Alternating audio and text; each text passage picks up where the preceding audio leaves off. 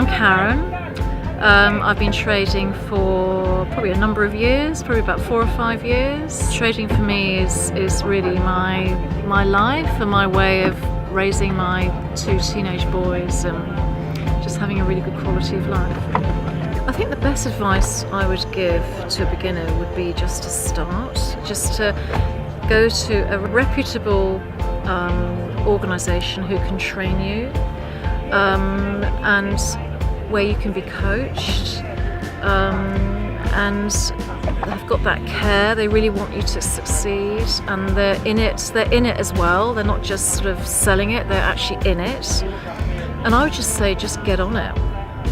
Just get on it and do it, because it'll just turn your life around.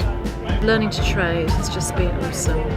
Just the atmosphere and belonging to something and being able to tap into webinars. So you're running downstairs, I'm in Perth, and running downstairs to the next webinar and watching for trades. It's just been such a family and a journey, and I've just loved it.